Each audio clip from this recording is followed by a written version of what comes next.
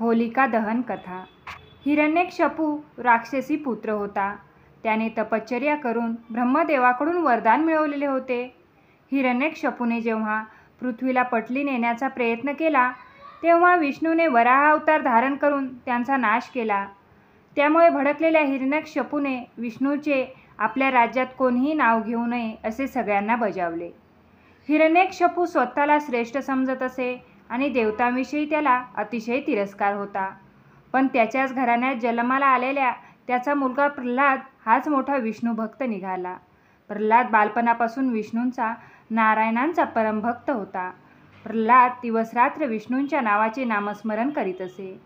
नेमके हेच हिरण्यकशिपूला मान्य नव्हते. त्यामुळे त्याने प्रल्हादाला त्यापासून परावृत्त करण्याचा प्रयत्न केला, परंतु प्रत्येक वेळी तो अयशस्वी ठरला. सगळे उपाय करून थकलेल्या हिरण्यकशिपूला त्याची बहीण, जिचे नाव होलिका होते, ती म्हणाली, दादा, मला तुझा त्रास बघवत नाही. मला अग्निदेवाकडून असे वरदान आहे की मला आग जाळू शकत नाही. मी प्रल्हादाला अग्नीत घेऊन बसते.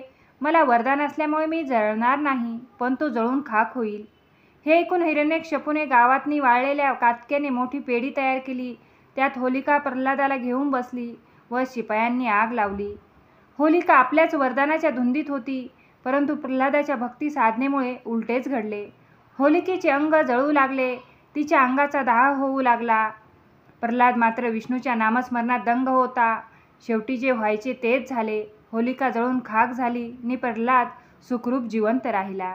त्याच्या भक्तीने प्रसन्न होऊन विष्णूने खांबातून नृसिंह अवतार घेऊन हिरण्यकशिपूचा वध केला. तेव्हापासून होळी जाळण्याची परंपरा सुरू झाली. असं त्याला जाळून सत्याचा प्रकाश पसरविणे हा होलिका दहनामागील उद्देश आहे. म्हणून होळीला महत्त्व आहे.